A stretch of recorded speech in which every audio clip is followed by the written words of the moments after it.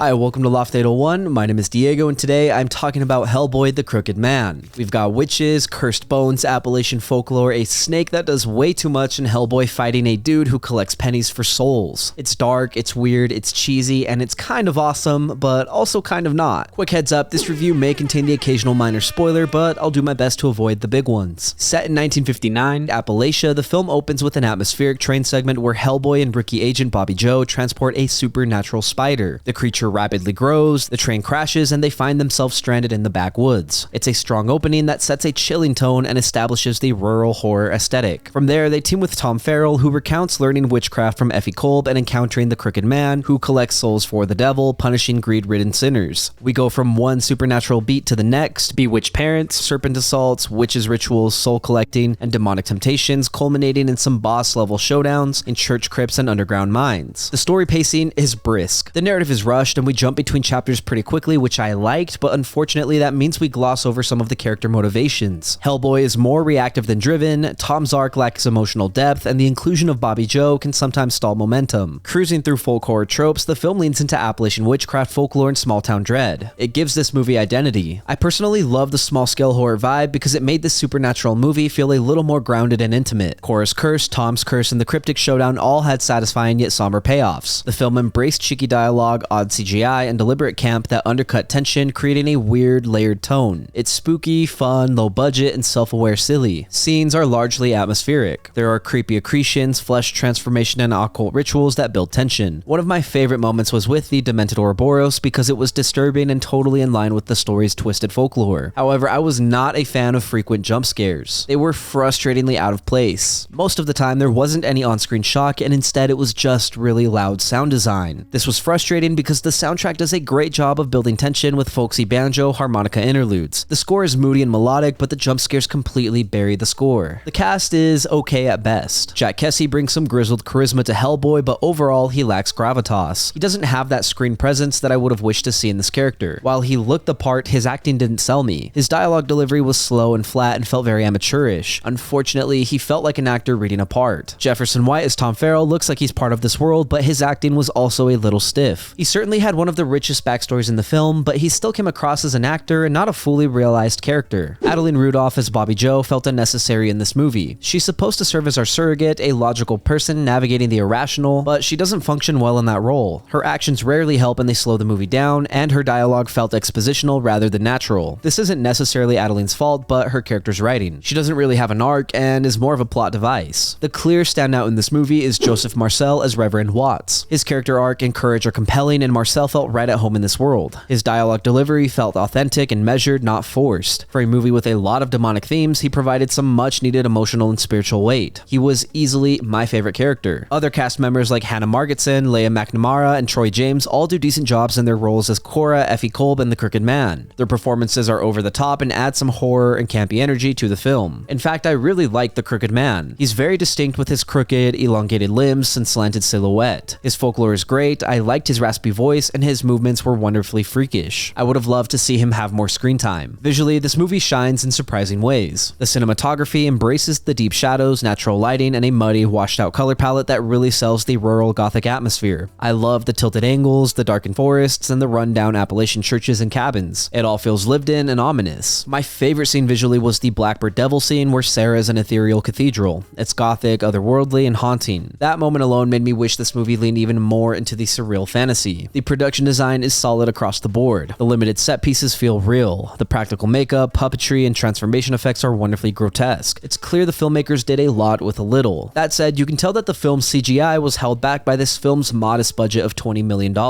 Larger creatures like the train spider felt under-rendered, and the lighting is sometimes jagged. It's not immersion breaking, but it's noticeable. Still, I'll take practical weirdness over polished blandness any day. At the end of the day, Hellboy the Crooked Man is a strange little movie. It's clunky, uneven, and packed with cheesy acting and awkward dialogue, but it's also got a unique folk horror vibe that I haven't seen in many films. I admire its ambition. It swings for something smaller, creepier, and more atmospheric, and even though it doesn't always land, I respect the attempt. The visuals, especially during the dreamlike sequence, were standouts for me. I just wish the acting had been stronger, the pacing more refined, and the horror elements a bit more polished. Still, there's fun to be had here if you're into spooky Appalachian folklore and enjoy a bit of camp. jump. It's not the Hellboy movie I expected, and it feels like a high-budget fan film. It's decent, not great, but definitely watchable if you're in the mood for something crooked. Thank you for listening to my review of Hellboy the Crooked Man. If you enjoyed the content, leave a like and hit subscribe. If you did not enjoy the content, thank you for sticking around. As always, I would love to read what you have to say, so leave a comment and let me know what you're thinking. Also, if there's something you want to see reviewed, don't forget to let me know and I will do my best to get to it. Lastly, if you want to see some more from me, then you can check out my vlogs linked up above or my podcast Good Friends. Again, thank you for watching. My name is Diego and I will see you next time.